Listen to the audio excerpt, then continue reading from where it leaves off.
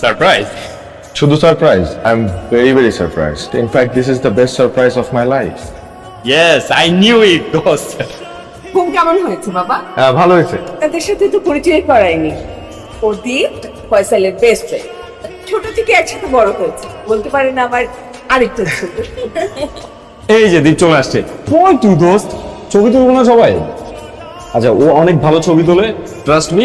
ক্যামেরাবন্দী হতে হবে, হয়তো কখনোই কল্পনাতেও ভাবতে পারেনি যারা।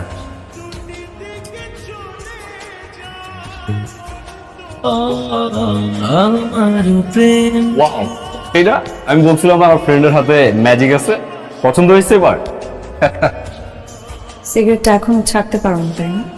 সিগারেটটা কিন্তু আমাকে ঠিক ছেড়ে দিতে পেরেছো।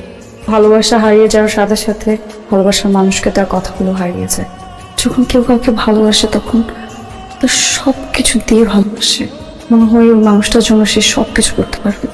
আর যখন ভালোবাসা শেষ, সব শেষ। দেখ, সিগারেট দে, আমার সিগারেটটা করে। কি তুই জানিস নি? তুই তো সিগারেট খাওয়া ছেড়ে দিছিস।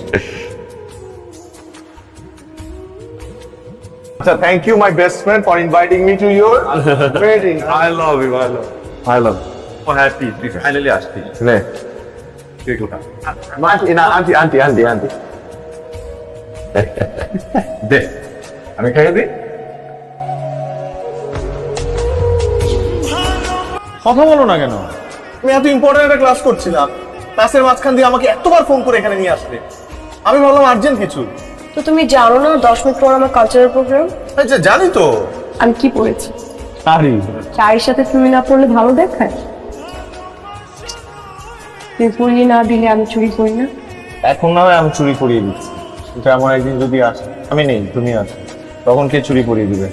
কে বলেছে তুমি থাকবে না? তুমি সারা জীবন থাকবে।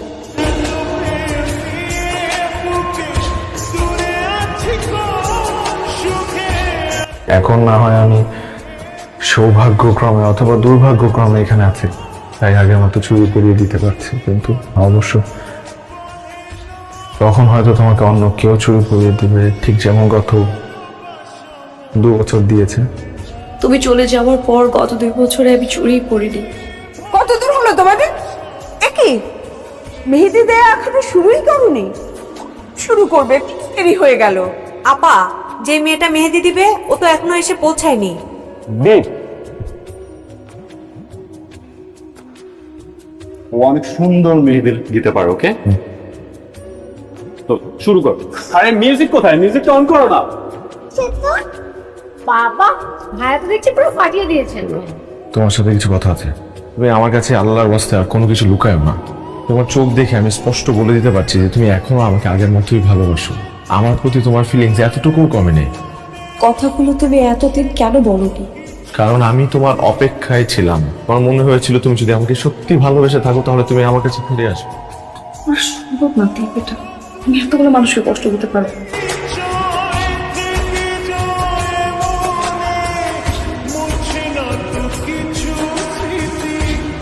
যারাকে ভালোবাসতি, যারাও তোকে ভালোবাসতো, বাসি তো। ভালোবাসলে আমার চোখের সামনে আমার ফিয়ান্সের আই কন্টাক্ট দিনের পর দিন আমার বেস্ট ফ্রেন্ড পড়ে গেছে, অথচ আমি একটা বার খেয়াল করতে পারিনি। স্টুপিড আমি। তুই তো আমার চেয়ে যারাকে অনেক বেশি ভালোবাসিস। তুই এই কথাটা আমাকে একটা বার বলতে পারলি না?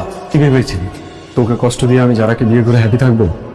আমি চাই তারা সারা জীবন শুধু তোরই থাকুক।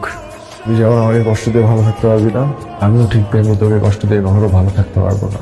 কিন্তু কাউকে না কাউকে তো কষ্ট পেতেই হবে। পরিবার, পরিজন, আত্মীয় স্বজন সবাইকে কষ্ট দিয়ে যারা দ্বীপের কাছে ফিরে যেতে পারে।